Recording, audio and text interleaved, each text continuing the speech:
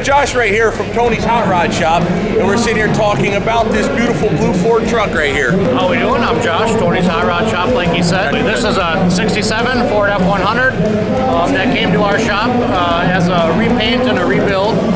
So we basically took a finished product that someone had brought us that they weren't quite happy with yet. So they brought it to us to do some fine detailing. We ended up repainting the whole truck to get everything fit. We got the hood.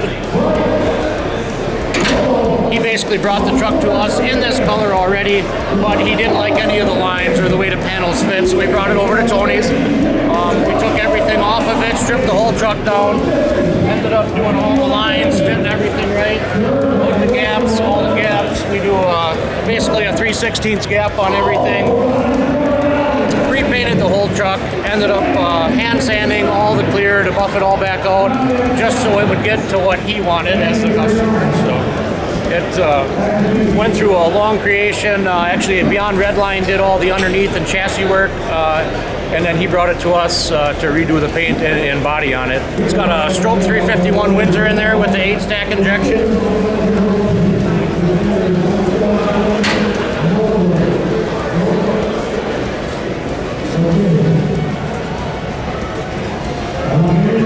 Yeah, with the inner fender wells being black and the engine being half black, it makes for maybe not the best video. I'm doing my best, guys.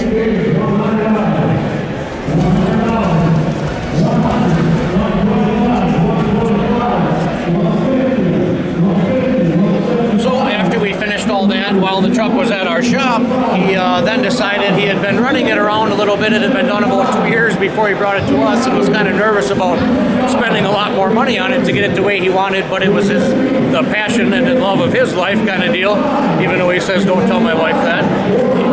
So he brought it over to us, and then we ended up, our interior guy, Jared at Kegler's Customs, ended up redoing the interior for him.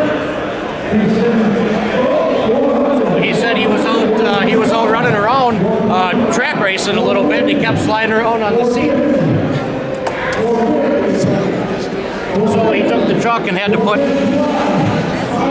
some bucket seats in it a little bit so he wouldn't slide around. He said he came around a corner and ended up in the passenger side. So this is actually out of a 90s era Ford truck with the center rest, cup holders.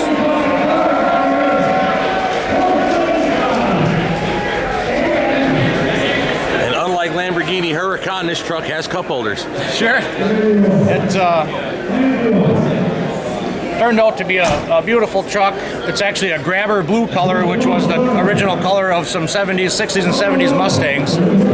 So you talk about your gap work, Mag, open, close door. Listen to how it closes and how it opens. Just listen to that. Hope the mic can catch it good. Good, I'll eat it.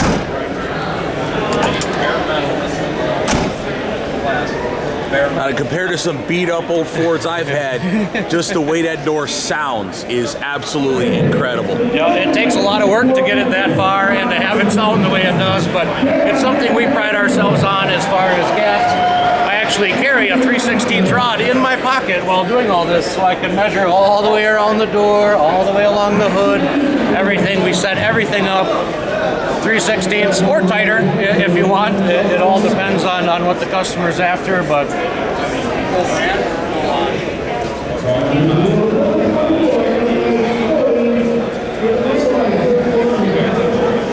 that is an amazing shot right there with the fender and the cowl and the door. That's like a perfect tee. Yeah, it's very nice. Just like it is.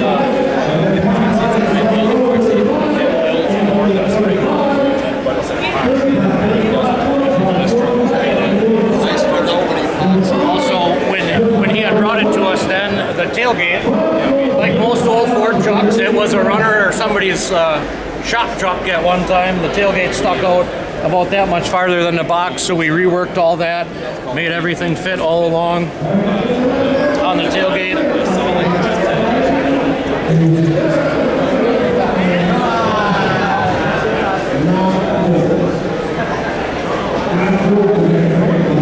And he didn't decide to kill it, make a short bed out of it. No, he was in love with the long box. That's what he wanted, and that's what he did, and that's what the truck was originally, so he wanted to stick with that.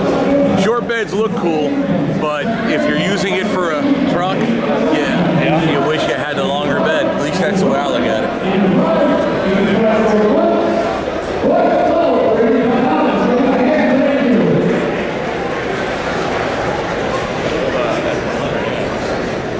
Now, do you have anything else here? Are these all your guys? These are all our cars. Yep. Here we got 7 cars here today. Just some recent ones that we finished. This Camaro was recently finished. Some of the Chargers on the end that we have. The blue one was done 11 years ago.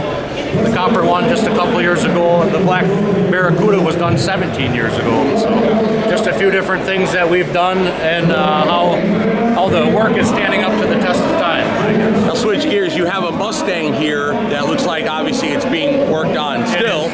This is a project car that we started as a shop project, nights and weekends, that kind of thing.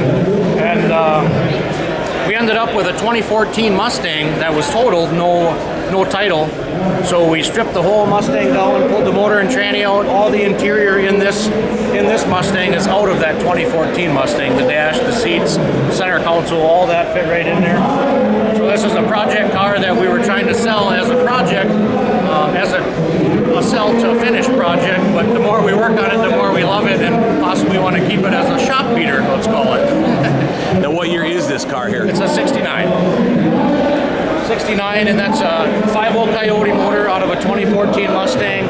Kenny Bell supercharger on top of there. Should put about a little over 700 to the wheels. All right, so answer this for me, because there's a lot of, I'm not gonna say questions, but there are a lot of questions or misnomers or what have you. You hear a lot of people on YouTube, on Facebook, whatever, they always talk about, LS swaps, Coyote motors, and I often wonder how many people actually know what that even means. These are terms that people use. What does it actually mean? Sure. A lot of cars we do a lot of LS engines in them, a lot of LS swaps. Basically, we buy an LS crate motor and fit it into an old hot rod. Anything, any new horsepower is awesome in a new car, because people nowadays want turnkey. You want turnkey power, they want AC, they want all the creature comforts. Anything old motor that's carbureted, you can swap over to any new style of motor, and it's just reliable is what they're after. Now, this being you say a Coyote motor. A Coyote motor. Explain the evolution from the original 5-liter 302 and on up to what we now know as a Coyote motor. Sure.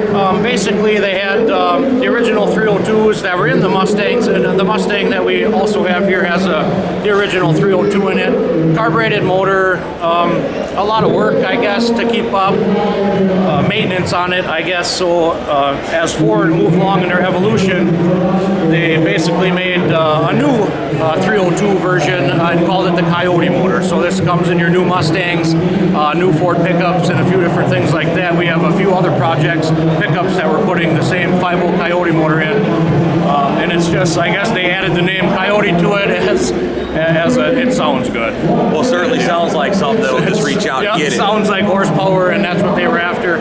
What's really nice about the new motors is bolt-on horsepower. Like this Kenny Bell supercharger that we bolted on here is a bolt-on modification. They're a little spendy, but bolt-on horsepower is so easy to do. And these motors from the factory will handle up to 1,000 horsepower with stock internals, stock pistons, that kind of thing. So anything other than that, you got to do a little beefing up. But they say these will handle 1,000 horse, and they're reasonably priced. If you can find this one came out of a wrecked Mustang, only 8,000 miles on the car. When we got it, it was wrecked. But you can also buy crate engines from Ford, right to bolt in, and they warrant. Then you have a warranty. A lot of LS stuff, LS swaps, like they say, you buy that right from Chevy or Ford, and they're warranted. They have the 30,000 mile warranty, just like you would in a new cars. Now, Coyote versus the old school 302, like over here, sure. It's obviously a much stronger block. Is like they've reworked the block. We're still dealing with aluminum. Are we doing aluminum now, or we are still iron? Everything now, the new Coyotes are all aluminum. So it cools better. You don't have overheating issues. A lot of problems with hot rods nowadays is overheating issue. A lot of people have an overheating issue with the steel blocks, everything. So when you go even to an LS or anything, it's all set up to continue to be cool, to cool the motor down, to not overheat, that kind of thing. Plus all the extra add-ons you get with it. AC and everything like that. So in other words, going to aluminum block as opposed to an old cast iron, iron block, you get not only just a weight reduction, but also a better setup for cooling. Plus, you can run higher compression, more boost pressure off of like a turbo or a supercharger without having to worry about detonation. Absolutely. With the aluminum blocks, like you say, everything nowadays. For any new motors, Mustangs, that kind of thing that are aluminum, it's all bolt-on horsepower at that point. You don't need to do engine work. You don't need to do that. With the older blocks, cast iron blocks, you bore them, you stroke them, that kind of thing, and that's only adding heat to the engine, as far as the detonation and firing goes. The new motors, you can just bolt horsepower on. This has been the most fun for me as far as a weekend and night project, to see everything come together. It's a car I would love to own, and maybe someday, but other than that, we got a lot of nice cars, and at Tony's Hot Rod Shop, we built the suit. We can do anything from original restoration to hot rods to anything you'd like. Awesome.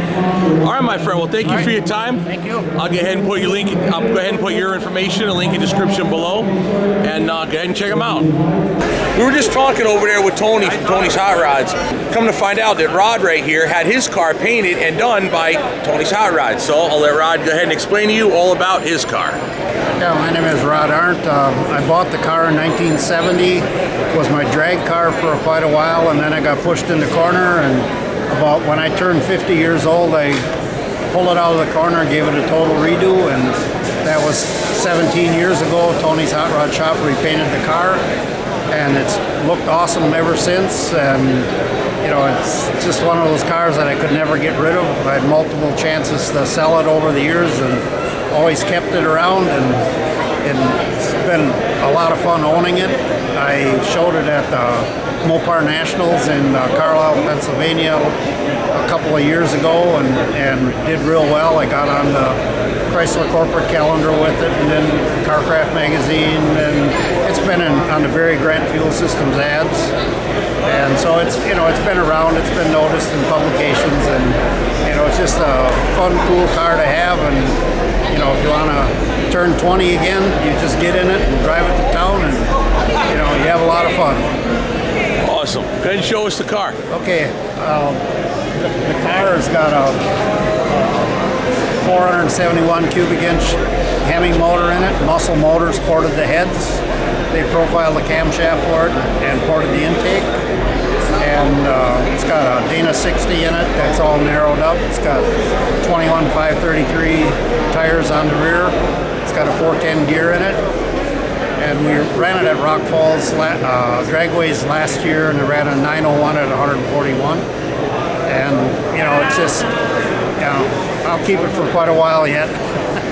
And you just can't have anything that's much cooler, really. But yeah, Tony did a fantastic job on it, and it looks good 17 years later. Awesome. All right, Rod, thank you so much. Yep, good to meet you. Yep. Have fun with your beauty. Yep. Thank you.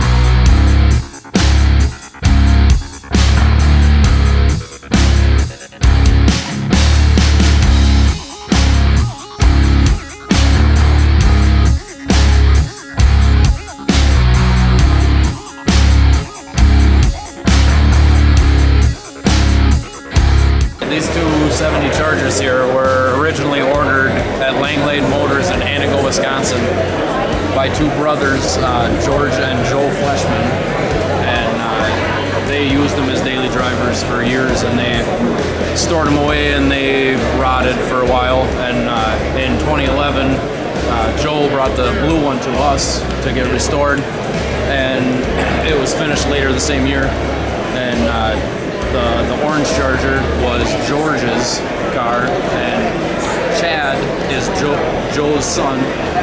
He inherited the car when Joe passed away, and then he bought the orange Charger from his Uncle George, which was stored in a grain bin. It was up to the belt moldings and oats when we pulled it out, and it was rotted. It had just about all the metal repaired and replaced, and they're sequential bins, and they're identically optioned except for the color combinations. So they rolled right off the factory assembly line, one and then the other. And then the other, yeah. Which one was first, you know? I'm not sure. You'd have to look at the VINs. We're gonna look at the VIN number. Yeah. We're gonna check this out. Yeah.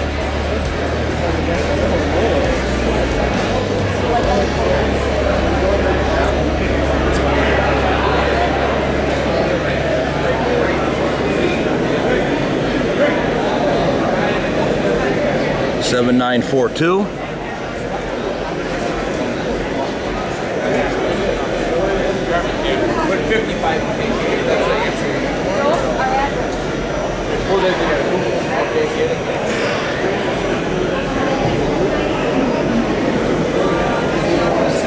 $79.43.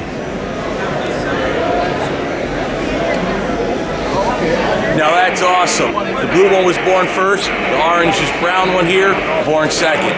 One and then two. Now that's rare to find, especially in one place.